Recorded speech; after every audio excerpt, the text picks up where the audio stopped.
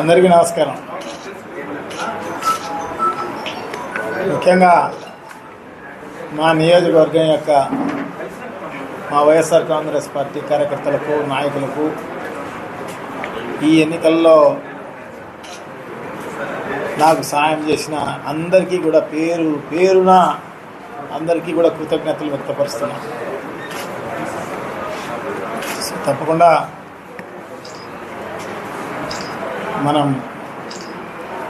ఈ ఎన్నికల్లో మీరు చూపించిన అభిమానానికి, ప్రేమకు, కృషికి నిజంగా కూడా మీకు అందరికీ కూడా చేతులెత్తి నమస్కారాలు చేస్తున్నాం.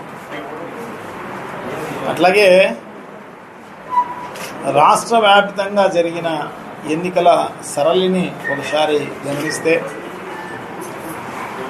ఎన్నికలు అయిపోయిన తర్వాత జరిగిన సంఘటనలు గమనిస్తే, వ్యవస్థలను మేనేజ్ చేసే చంద్రబాబు నాయుడు గారు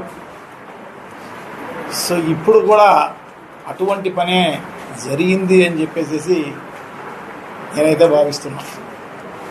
వ్యవస్థలను మేనేజ్ చేసే కార్యక్రమం.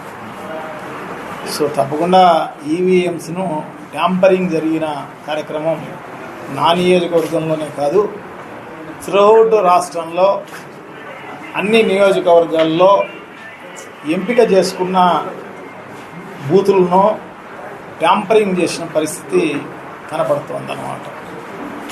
సో తప్పకుండా మేమందరం కూడా డెఫినెట్గా దీని గురించి ఆలోచన చేయాల్సిన అవసరం తప్పకుండా ఉంది. సో దీనిపైన కోర్టుకు కూడా వెళ్ళే కార్యక్రమం తప్పకుండా చేస్తాం. సో డెఫినెట్గా ఇది జరుగుతుందని చెప్పేసి నేనైతే భావిస్తా. కోర్టులో ఉన్న మాకు న్యాయం జరుగుతుందేమో అని చెప్పేసి ఆశిస్తాం. సో డెఫినెట్గా ఎందుకంటే మా ముఖ్యమంత్రి గారు జగన్మోహన్ రెడ్డి గారు ఆయన ముఖ్యమంత్రిగా ఉన్న టైంలో సో అనేక రకాలైన సంక్షేమ కార్యక్రమాలు, ఆ సంక్షేమ కార్యక్రమాలన్నీ కూడా ఏదైతే మేనిఫెస్టోలో చెప్పడం జరిగిందో అన్నీ కూడా నెరవేర్చిన ఘనత శ్రీ జగన్మోహన్ రెడ్డి గారికి.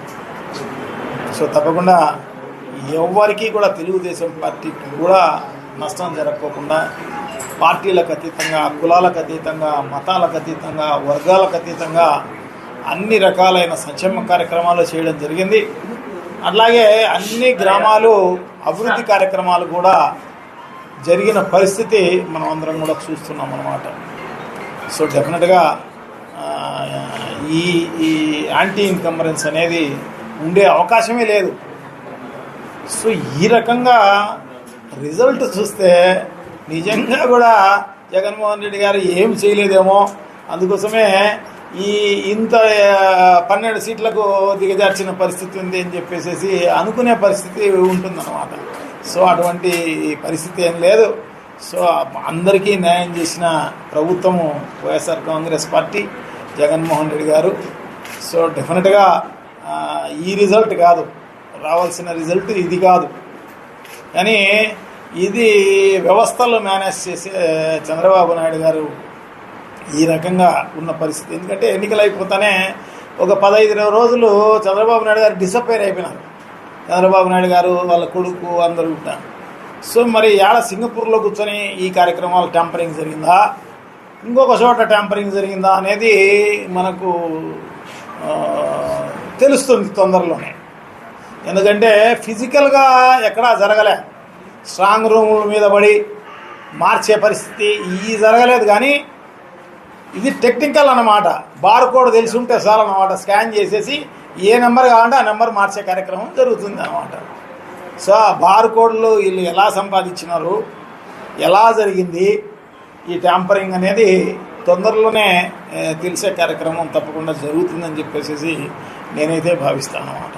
ప్రజలందరూ కూడా ఈరోజు కూడా ప్రజలందరూ మేమందరం కూడా ఓట్లు వేసినాం, మరి మా ఓట్లన్నీ ఎక్కడ పోయినాయని చెప్పేసి అడిగే పరిస్థితి ప్రతి ఒక్కరి నోట వినపడే కార్యక్రమం జరుగుతుందన్నమాట. సో ఇది పెద్ద రాష్ట్ర వ్యాపితమైన స్కామ్ ఇది. సో డెఫినెట్గా ఇది బయటకు వచ్చే కార్యక్రమం తప్పకుండా జరుగుతుంది. దేవుడు అనే ఆయన పైన ఉన్నాడు.